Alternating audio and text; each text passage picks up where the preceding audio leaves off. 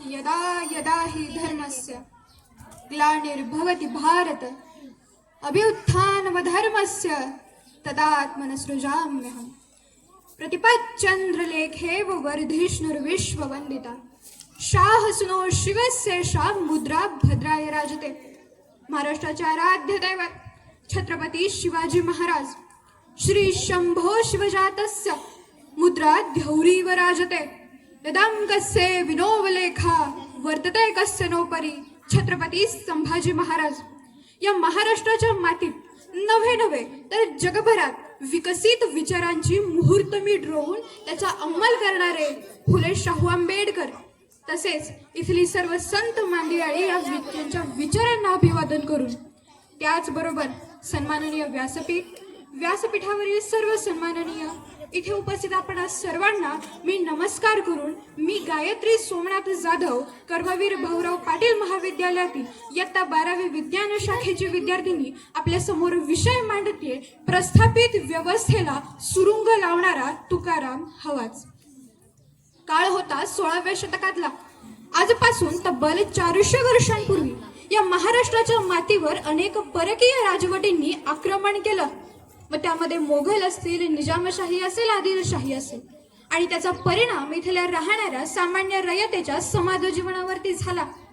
आतापर्यंतच्या इतिहासाप्रमाणे वाचत आलो की या मातीतल्या रयतेवर अन्याय करणारे हे फक्त परकीयच होते का? उत्तर मिळतं नाही।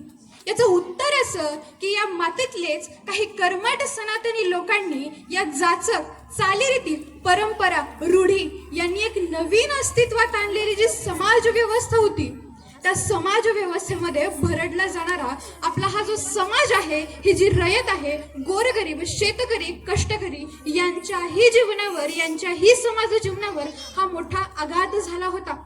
मग याच्यामध्ये कर्मकांड, पाखंड खंडन, सतीप्रथा अशा अनेक चालीरीती होत्या की जे समाजासाठी घातक ठरत होत्या आणि त्याच वेळी एका अशा व्यक्तित्वाची गरज होती की हे समाजाचं चित्र कधीतरी पालटलं पाहिजे आणि त्या मातीमध्ये जन्म झालाय का अशा व्यक्तित्वाचा बहिणाबाई आपल्या कवितून स्पष्ट करतात।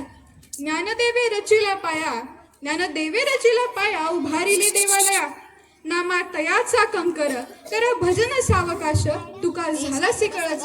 हे व्यक्तिमत्व म्हणजे संत तुकाराम महाराज यांनी तत्कालीन समाज व्यवस्था बदलण्याचं काम केलं। मग ती समाज व्यवस्था कशा रीतीने बदलली तर आपल्या 4 ते 4.5 हजार अभंगाच्या माध्यमातून तत्कालीन समाज व्यवस्था जे पालटण्याचं काम केलं।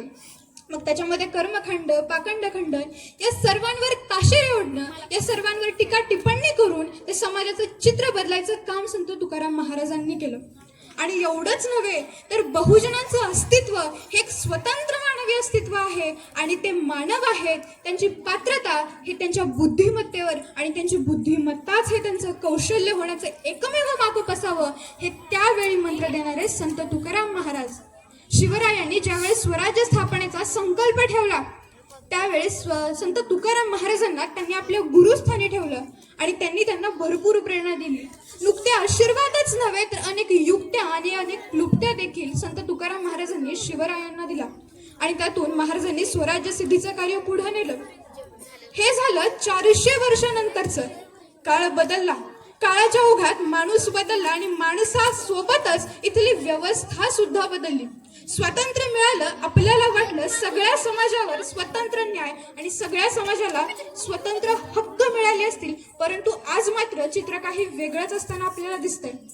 400 वर्षांनंतर या महाराष्ट्राच्या मातीत एक असंच व्यक्तिमत्व उमललं की ज्या व्यक्तिमत्वाने या व्यवस्थेलाच नव्हे तर या संपूर्ण समाज व्यवस्थेला, या प्रशासन व्यवस्थेला आपल्या जिखरीने, आपल्या कर्तृत्वबाज कारवाईने, आपल्या कर्तृत्वबाज कामगिरीने दाखवून दिलं की तुकाराम शब्दाचा अर्थ नेमका काय। ते व्यक्तिमत्व म्हणजे 2005 साली UPSC बॅचचे देशात 20वी रँक मिळवणारे IAS तुकाराम हरिभाऊ मुंडे यांच्याबद्दल काय बोलावं, या अधिकाऱ्याची व्याख्या करताना अशीच करावी लागेल। या व्यक्तिमत्वाला फक्त 2च गोष्टी माहिती आहेत।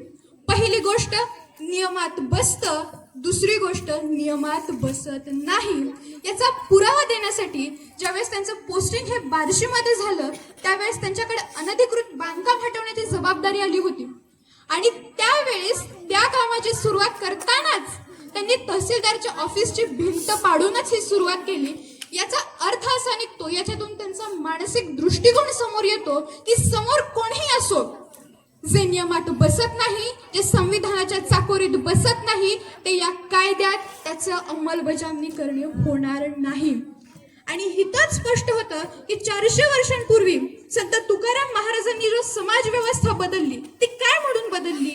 माणूस हाच फक्त केंद्रस्थानी ठेवून ते सर्व कार्य त्यांनी केलं आणि त्यांचाच दृष्टिकोन, त्यांचंच उद्दिष्ट म्हणजे माणूस हाच केंद्रस्थानी ठेवून आज तुकाराम मुंडे आपल्या पदाची, आपल्या अधिकाराची आणि आपल्या कार्यवाहीची अंमलबजावणी करताना आपल्याला कुठंतरी दिसतं.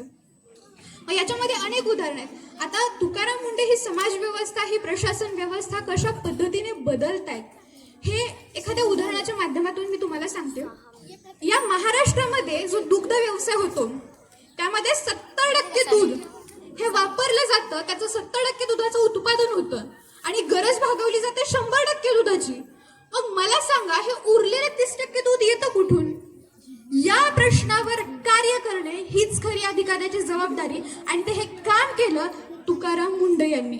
त्यांनी शोधून काढलं. मग त्याच्यामध्ये मग हे 30% दूध असणार कुठलं? डुप्लिकेट दूध, त्याच्यामध्ये प्लास्टिक, रासायनिक अशा पदार्थांची भेसळ केलेली असणार आहे. मग हे समोर आणण्याचं काम जे आहे किंवा याच्यावर कारवाई करण्याचं जे काम आहे ते तुकाराम मुंडे यांनी केलं. मग असे अनेक कार्य असतील की जे प्रशासन व्यवस्थेला सुधारण्याचं काम असू दे.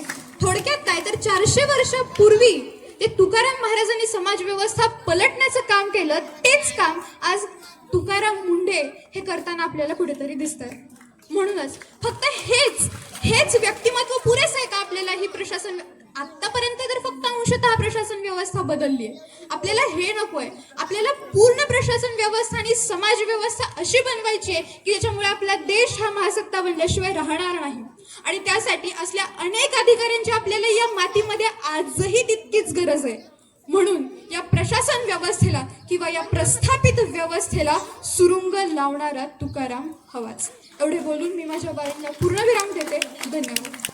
धन्यवाद गायत्री. वेळ आहे 7 मिनिट 27 सेकंद.